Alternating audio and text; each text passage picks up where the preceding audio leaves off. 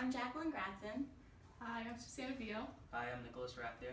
And I'm Luis Lopez, and our title of our study is Testing the Validity of the Berg Balance Test and the Tree Pose. So again, my name is Luis, and the purpose of our test was to evaluate balance and compare it to a gold standard of testing balance, which was the Berg Balance Test. My name is Susanna Beal. I'm going to go over the background of our test a little bit. So balance is associated with postural support, falls, activities of daily living. The ability to evaluate an individual's balance is essential to their overall well-being. There were two tests that we used in this study. One was the gold standard of evaluating balance, which was the Berg Balance Test, and our original test, the Tree Pose.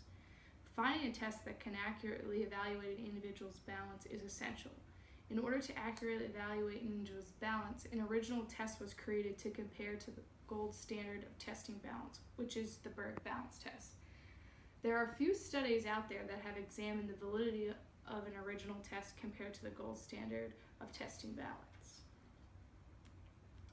So a little bit about our demographics. We had 30 participants, which all signed our consent forms and were given the rundown of the test, all volunteered to participate. We had 15 being male and 15 being female.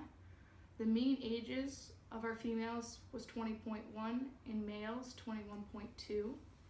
Out of the 15 females, 11 wore shoes, 4 wore socks to perform the test, and out of the 15 males, 6 wore shoes and 9 wore socks to perform the test. Okay, it's Luis again, and the methods for both our tests, the gold standard, the participant began balancing on their right leg for as long as they could. Once the participant began balancing on one leg, the timer would start, and as soon as both feet of the participant, the timer would hit the floor, the timer would stop, and the test was terminated once the participant reached 60 seconds of balancing. For our tree pose test, the participant started by placing their opposite foot, their left foot, flat against their calf. Participants' palms were placed together at the level of their chests, kind of like a prayer position. And once their leg was lifted up and their hands were together, the timer started. And as soon as both feet of the participant hit the floor, the timer would stop. And also the test was terminated once the participant reached 60 seconds. Hi, I'm Nick Rathier, and I'm going to talk to you guys a little about the statistical analysis of the gold standard test. And we completed 2 different trials for all the participants. And we have the mean, median, mode, standard deviation, variance, skew, and kurtosis in each trial. And you can see that the means are pretty high, near 60 seconds, where we capped off the test. And both the median and mode in both trials are 60 seconds. And the standard deviation is similar in both trials, slightly above 7. And the variance is above 50 in both trials. You can see the skew and kurtosis are similar.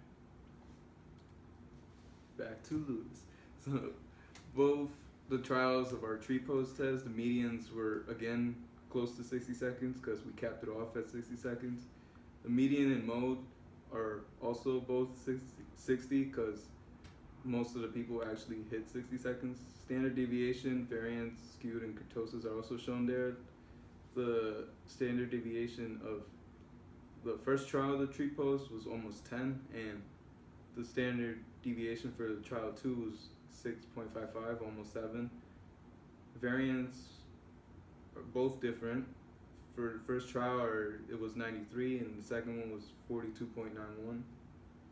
And the skewed for both of them for almost 3, around 3. Kurtosis was almost 10.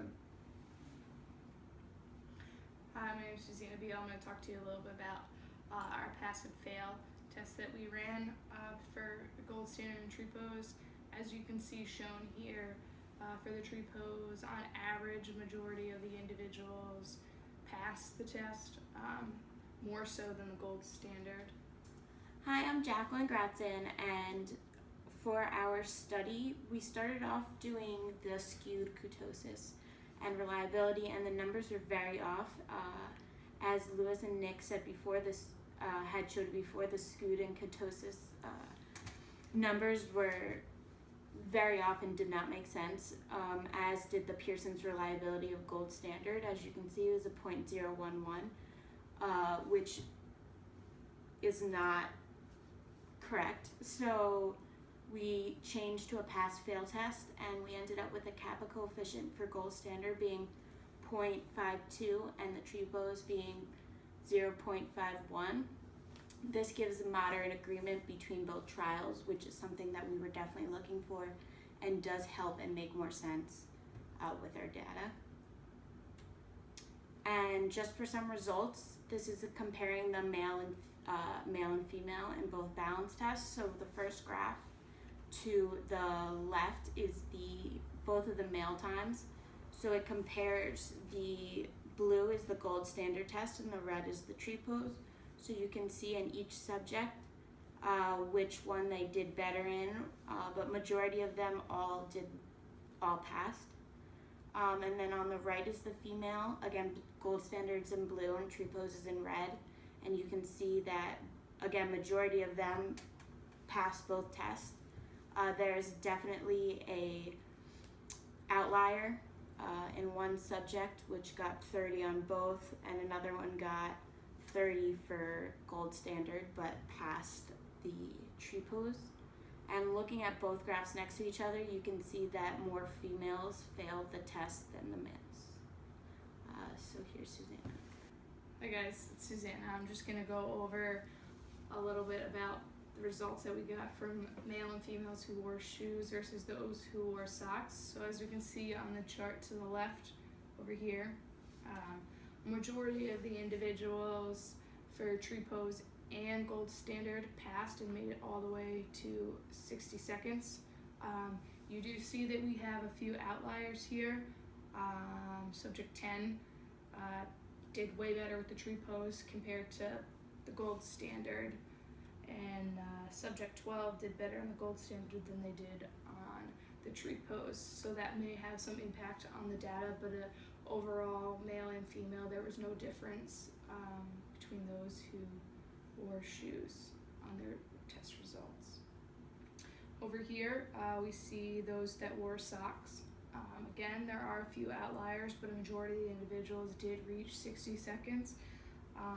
Subject 2 did better with the gold standard than they did with the TRPOs, and that definitely will have a little bit of an impact on our data, but overall, again, not much difference occurred there, but definitely did better than those with the shoes, and that, not really sure why. A further study is needed to determine maybe why socks versus shoes may have an impact on that. Hi guys, it's Nick again. I'm going to talk to you guys a little bit about the discussion of our test. So the test was a pass-fail test to see if the participants were able to reach 60 seconds of standing in the desired position. After the statistical analysis was ran, it provided evidence that there is a kappa coefficient of 0.52 for the gold standard of the Berg balance test, and also a kappa coefficient of 0.51 for the TRPOs test. A kappa coefficient of 0.51 and 0.52 indicates that there is a moderate agreement between the two trials of the pass or fail test. The moderate agreement between the two trials means that the TRPOs has a moderate reliability to be used as a test-to-test balance.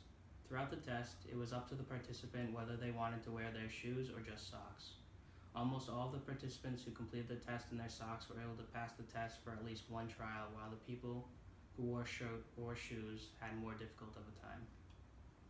Out of the 15 females who participated, 11 wore shoes and 4 wore socks. Out of those 4 females who wore socks, all 4 of them at least passed one trial of each test. Out of the 15 males, 6 wore shoes and 9 wore socks. Of those 9 males who wore socks, only 1 did not pass the 2 tests. Whereas the 6 males who wore shoes, 3 of them failed at least one trial of the 2 different tests. This can be due to the pattern on the bottom of their shoes and the traction they gain on the ground with shoes compared to socks. For the most part, females have more trouble passing the test compared to males. This was a surprising result to see because in previous studies done, females have been reported having a better balance compared to males. Another major factor in the results was the inner motivation of the individuals to complete the test, as long as other motivation factors. Whether a participant has motivation to complete the test and get it over with because it was required of them, or whether they didn't care if they passed or failed the test, was a big factor in their time that they received on both of the tests. Another motivation factor was the researchers telling the participants that they only have 1 minute for the tests, that they can rest and they would be finished after. Several participants asked the researchers about how much time was left while performing the test, so the fact that they were just trying to go to 1 minute influenced them to keep going. There was 2 trials performed for each test by each participant to back up the data received from the first trial of each participant. In between each trial and in between the 2 different tests, the client rested for 30 seconds rather than a minute or 1 minute and 30 seconds because the 30-second interval gave the client ample time to recover and have their body back in equilibrium from standing on one leg. There was also not a lot of time slotted for this research to be conducted, so the 30-second interval worked best to allow recovery and get the most data possible in the amount of time given. And Jackie will continue on the discussion. It's Jacqueline again. So just some more discussion is while we were recording the demographics, some other things that we put down was we asked the clients whether they were athletic or not. Just some more basic guidelines just to refer to see if athleticism had anything to do with the data. All self-reported athletes, though, who participated in the research passed at least one of the trials of both the tree pose test and the Berg's balance test. Another thing we asked about was previous injuries, being that they may have played a role in the ability to pass some of the tests. One female reported that she had recently had hip surgery about a month prior to the test. Although the PAR-Q was administered, the error of self-report may have been there, so there may have been more individuals who were suffering from current or older injuries, but again, that is more of a human error. Balance is essential for activities of daily living. The moderate agreement for both tests suggests that either test will be reliable in testing for balance. Hi, it's Nick again. I'm just going to talk to you guys a little about the limitations we had within this study. The amount of time slotted for the actual research to be done was not sufficient enough to have the participants go until exhaustion, so that's why we capped off the test at 60 seconds and switched from a Pearson product moment correlation test to a pass-fail test. Also, the participants were timed using a stopwatch on our phones. They were not timed using actual stopwatches, so that may lead to some human error. Also, the surface of the test was performed on may lead to some differences in the data received from participant to participant. Thanks again for watching and listening to us with your undivided attention. If you have any questions for us, feel free to comment below in the forum. We would love to hear from you. Thank you again. Hope you enjoyed.